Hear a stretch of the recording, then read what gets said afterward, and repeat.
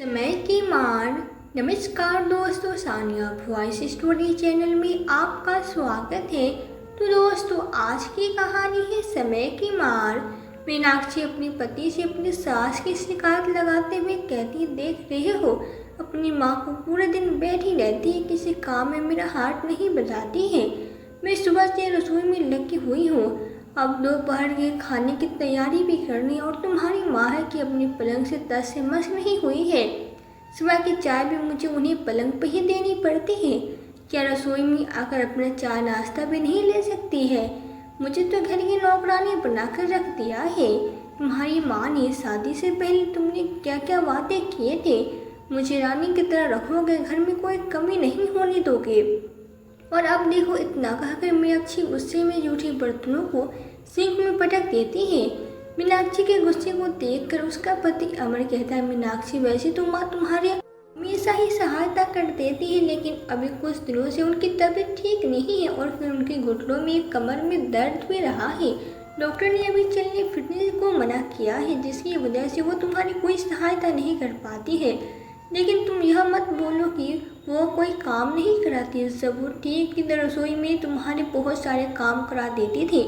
सब्जियां काटना, आटा गूंदना, सब्जियों को छांट कर फ्रिज में रख देना, घर के छोटे मोटे सारे काम माँ ही देखती। अभी सिर्फ 10 दिन ही हुए हैं तुम्हें सारी जिम्मेदारियों को संभालते हुए, और इतना गुस्सा दिखा रही हो। और फिर हम घर में ही हैं कितने लोग, मात्र 4, मम्मी पापा और हम दोनों। इतने से लोगों को खाने बनाने में भी तुम इतना गुस्सा दिखा रही हो। अमर का इतना कहना था कि मीनाक्षी का और भी मुंह फूल गया। आकर अपने कमरे में गुस्सा होकर बैठ गई, रसोई में अपना चाय नाश्ता भी छोड़ गई। अमर मीनाक्षी की चाय को गर्म करके कप में डाल लेता है। देखता है मीनाक्षी ने नाश्ते के नाम पे ब्रेड सेकी है। वो ब्रेड सेके हुए ब्रेड में जैम लगाकर कमरे में मीनाक्षी के लिए लेकर जाता है। मीनाक्षी, जो कि पहले से ही गुस्से में मुंह फुलाकर बैठी थी, अमर के हाथ में चाय नाश्ता देकर कहती है, मुझे नहीं करना चाय नाश्ता, ले जाओ इसे वापस, और बड़े बड़े आंसू बहाने लगती है। अमर मीनाक्षी को तमाम मिन्नतें करके मनाने की कोशिश करता है और माँ का पक्ष रखते हुए कहता है, मीनाक्षी तुम्हें पता है माँ की तबीयत ठीक नहीं है, फिर घर में कामों के में इतना क्यों झुंझला जाती हो। माना कि अभी तुम काम करने में परेशान हो रही हो, लेकिन जब तुम ठीक से काम करने लगोगी तो तुम्हें कोई दिक्कत नहीं होगी। और अच्छा यह बताओ, कोई काम बकाया हो तो माँ की जगह मैं कर देता हूँ, लेकिन इस तरह से नाराज मत हुआ करो। जैसे तैसे अमर अपनी पत्नी को मना लेता है। इधर कमरे में बैठे हुए मुकेश जी और विमला जी बहू की बातों को सुन लेते हैं, क्योंकि बहू रसोई में बहुत तेज आवाज में बातें कर रही थी। बहू की बातों को सुनकर विमला जी कुछ समय के लिए शांत हो जाते हैं और सोचने लगते हैं कि बहू को 4 लोगों का खाना बनाने में इतनी परेशानी हो रही है। मैंने तो अपने समय में 10 से 12 लोगों का खाना बनाया है। पूरी जिंदगी खाना बनाते बनाते निकल गई है। जब मेरी शादी हुई थी तो घर में सास ससुर के अलावा मेरी 4 नंदी थी, 4 देवर, मेरे पति सबसे बड़े भाई थे। सबके लिए चूल्हे पर खाना बनाना, घर के सारे काम करना, और फिर इतनी सारी नंदों के देवर की शादी करना आसान नहीं होता है। लेकिन हमने कभी काम धाम को लेकर किसी से कोई शिकायत नहीं की, और बहू हम 4 लोगों के खाना बनाने में इतना परेशान हो जाती है, रोने लगती है, माना कि अपनी माता पिता की इकलौती संतान है। मायके में कोई ज़्यादा काम धाम नहीं किया है, लेकिन इसका मतलब यह भी नहीं कि ससुराल में ज़रूरत पड़ने पर वो घर की जिम्मेदारियां न उठाए। अगर अभी जिम्मेदारियों से भागेगी तो आगे बहुत मुश्किलों का सामना करना पड़ सकता है। विमला जी को गहन सोच में देखकर उनके पति मुकेश जी कहते, क्या हुआ भगवान, क्या सोच रही हो? अगर बहू के बारे में कुछ सोच रही हो तो ज़्यादा मत सोचना। अभी बहू हमारे घर में नई नई आई है, 1 साल भी नहीं हुआ है उसको हमारे घर में आए हुए, तो उसको घर में एडजस्ट होने में थोड़ा समय लगेगा। मायके में उससे ज़्यादा काम नहीं किया है। आज जब तुम्हारी तबीयत खराब होने पर उसे सारे काम करने पड़ रहे हैं तो वो चिड़चिड़ा रही है, लेकिन हमारा बेटा उसे संभाल लेगा, तुम चिंता मत करो। हाँ, तुम सही कह रहे हो अमर के पिताजी, मुझे भी यही लगता है कि बहू को थोड़ा समय देना चाहिए, इसी में हमारी समझदारी है। इतनी जल्दी हमें अपनी बहू के बारे में सही गलत नहीं सोचना चाहिए।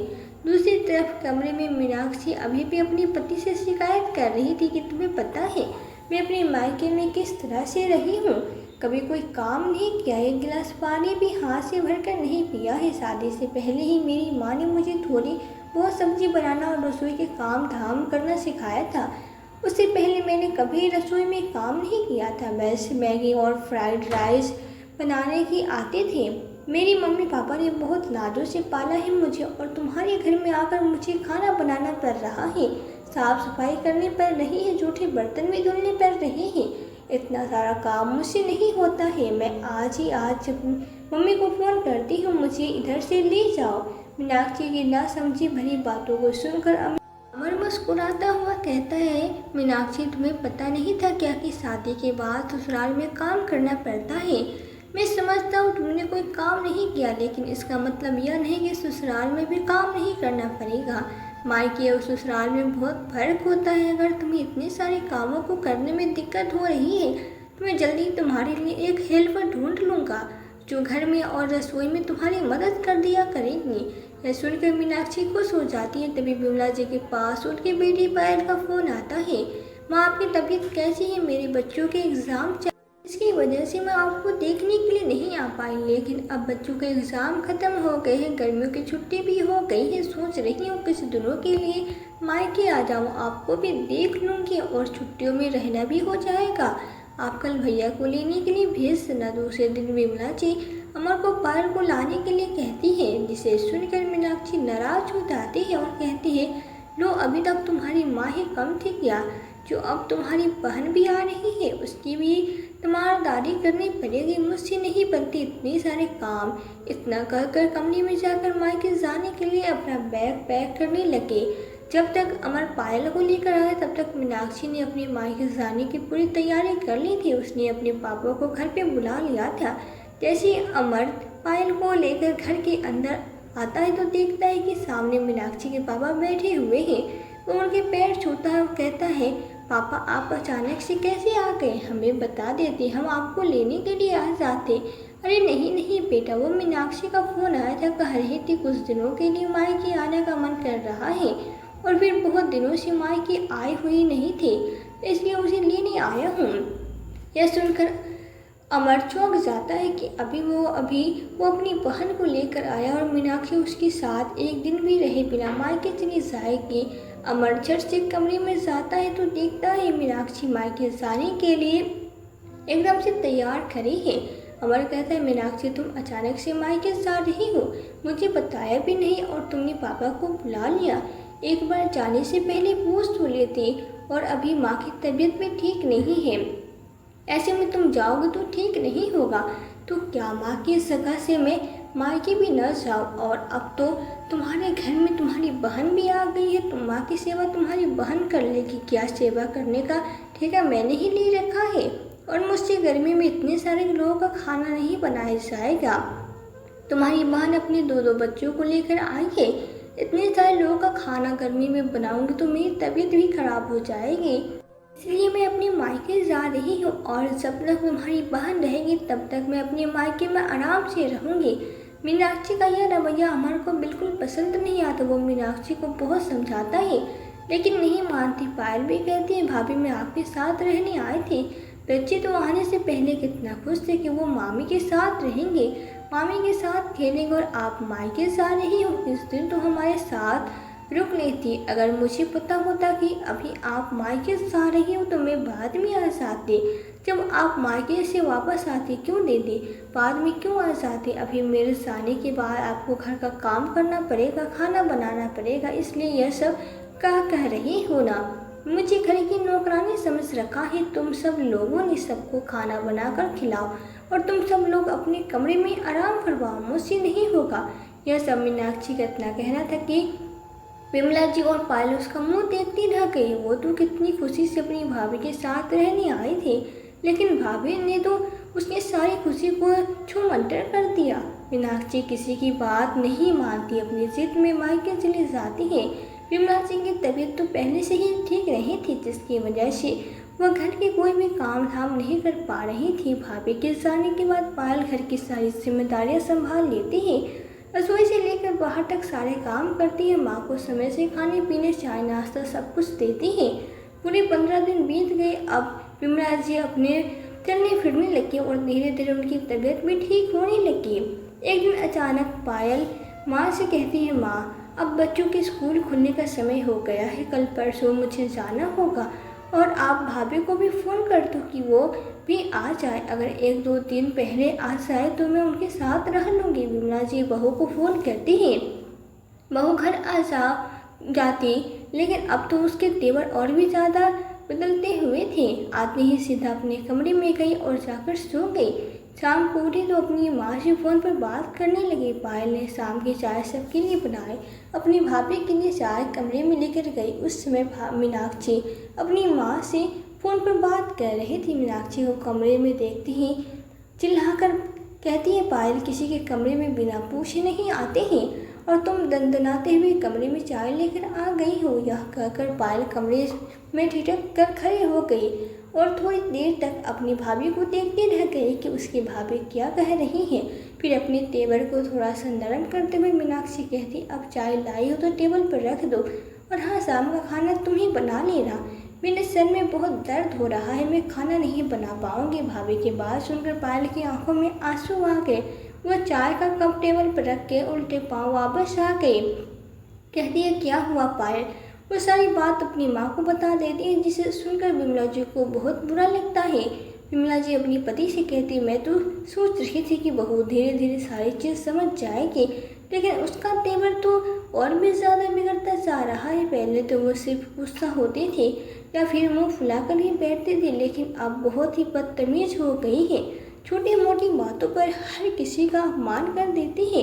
अब हमें बहुओं से बात करनी पड़ेगी और जब भी मायके से आती है उसके तेवर और भी ज़्यादा बिगड़ते हुए होते हैं और हम सबके लिए व्यवहार बहुत ख़राब होता है।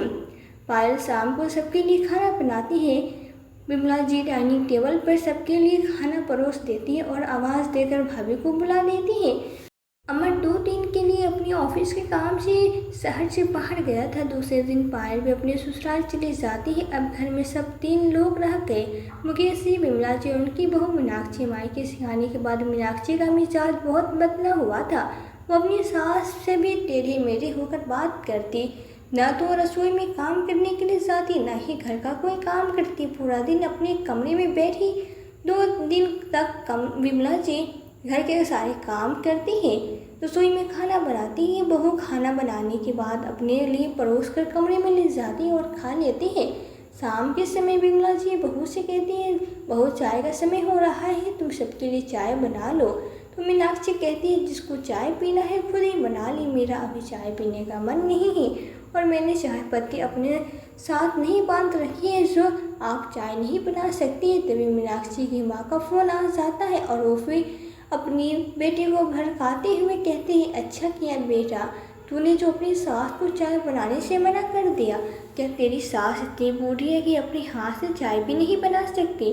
मैंने अपनी बेटी को कितनी नाजों से पाला है और तुम्हारे ससुराल वाले तुम्हें नौकरानी बनाना चाहते हैं, सारे काम करवाते हैं। अब तुम अपनी बूढ़ी सास ही सारे काम करवाना, घर का कोई काम मत करना। दरवाजे पर खड़ा हुआ अमर, जो कि अभी अभी बाहर से आया है, मीनाक्षी और उसकी माँ की बातों को सुन लेता है। मीनाक्षी अमर को देखकर फटाफट फ़ोन काट देती है और कहती है, अमर तुम कब आए, मुझे पता ही नहीं चला। तो अमर नाराज़ होते हुए कहता है, मीनाक्षी तुम पूरे दिन अपने कमरे में बैठी बैठी फ़ोन पर माँ से बातें करती रहती हो, घर में 4 काम ही होते हैं, वो देख लिया करो और जितना ज़रूरत है उतना ही माँ से फ़ोन पर बात किया करो। तुम्हारे कहने का क्या मतलब है अमर, मैं अपनी माँ से बात भी ना करूँ? मैंने तुम्हें तुम्हारी माँ से बात करने के लिए मना नहीं किया है, लेकिन घर में रहते हुए तुम्हारी कुछ जिम्मेदारियाँ हैं जिसको अब तुम्हें भी निभाना होगा। तुम्हारे लिए हमारी तरफ से जो भी जिम्मेदारियाँ हैं हम उन्हें पूरी करने की कोशिश करते हैं, लेकिन तुम अपनी जिम्मेदारियों से हमेशा बचने की कोशिश करती हो और मुझे सब पता है कि मेरे जाने के बाद घर में क्या क्या हुआ है। हाँ, तुम्हारी माँ तो शिकायत करने में माहिर है, फ़ोन में मेरी सारी शिकायतें लगा दी होगी। फिर से गुस्सा होते हुए मीनाक्षी कहती, अमर कहता है, नहीं मेरी माँ ने कोई शिकायत नहीं लगाई है, उसने सिर्फ वही बताया जो सच है। मीनाक्षी तुम घर की जिम्मेदारियाँ कब संभालोगी? तुम्हें पता है माँ से खड़े होकर रसोई में काम नहीं किया जाता है।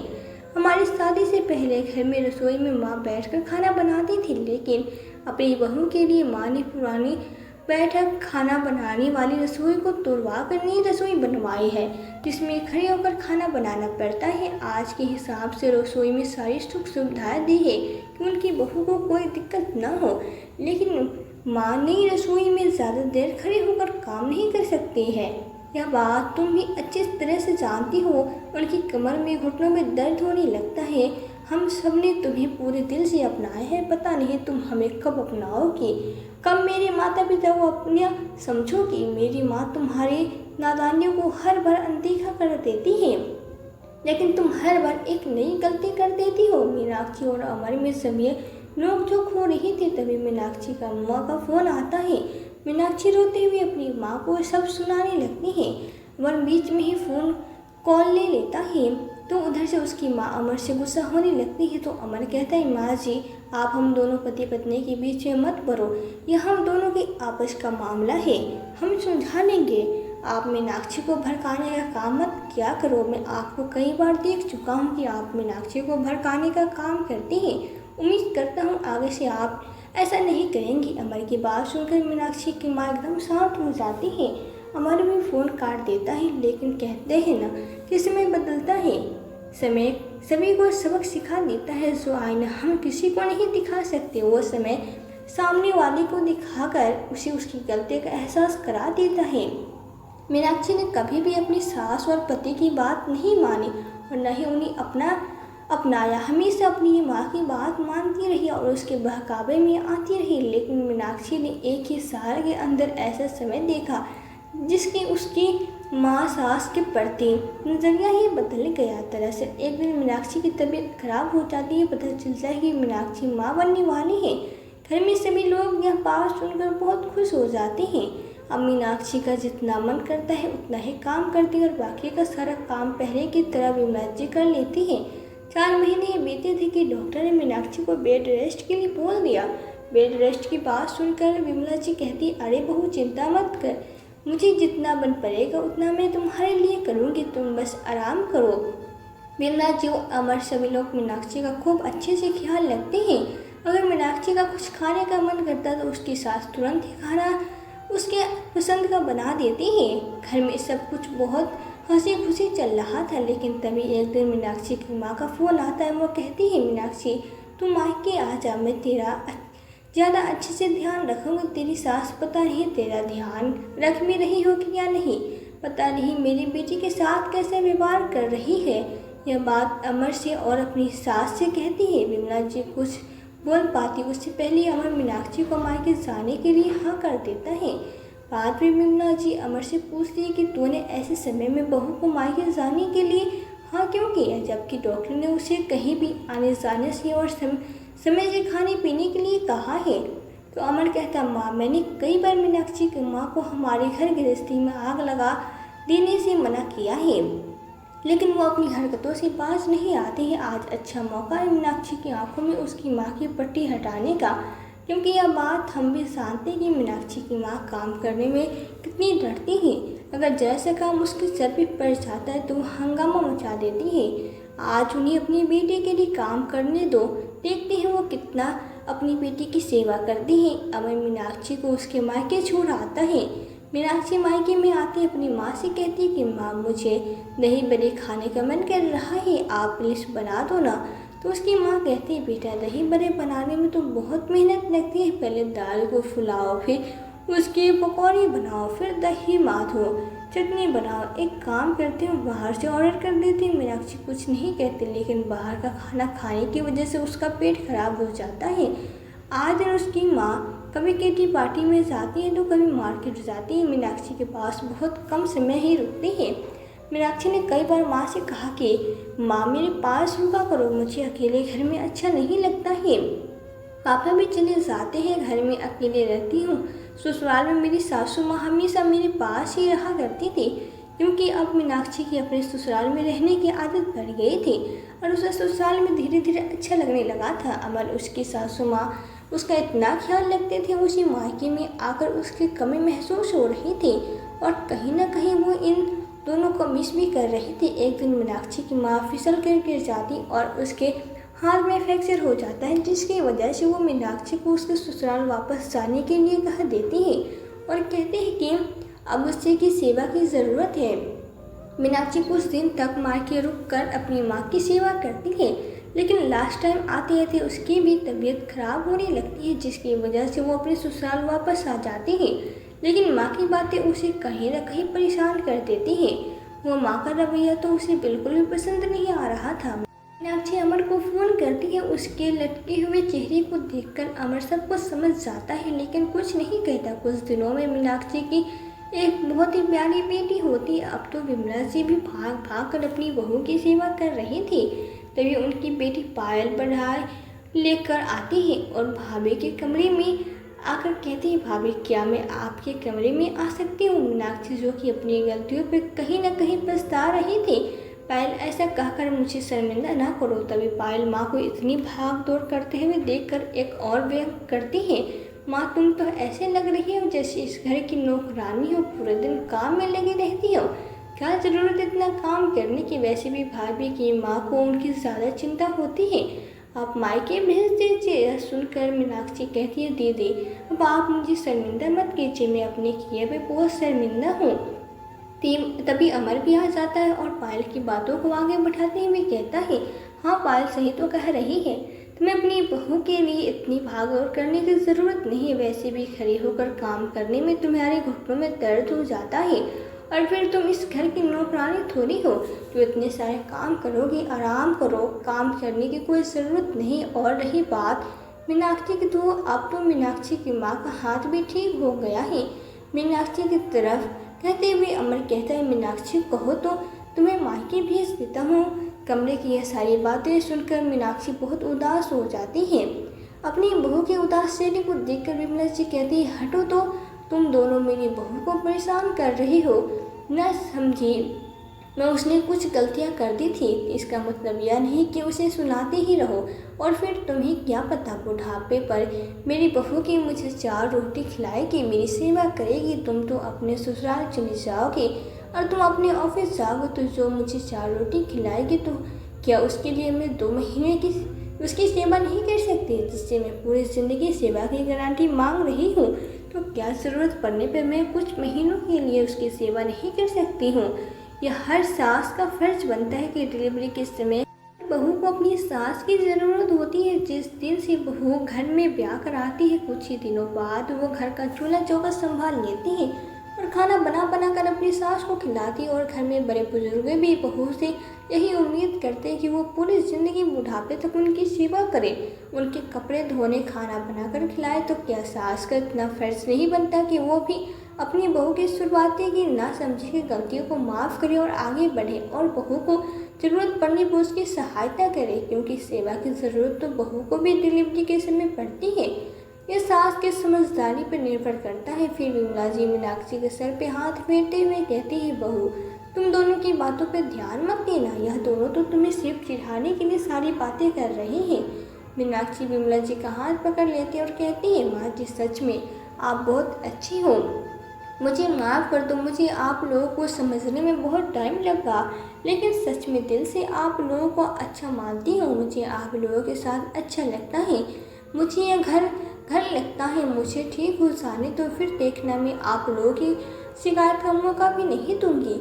यह सुनकर सब हंस पड़ते। विमला जी बहुत ही पहले ही अपनी बहू को माफ़ कर चुकी थी, क्योंकि बहू का बदला हुआ रवैया उन्हें समझ में आने लगा था, और इसमें उनकी बेटी ने भी बहुत साथ दिया।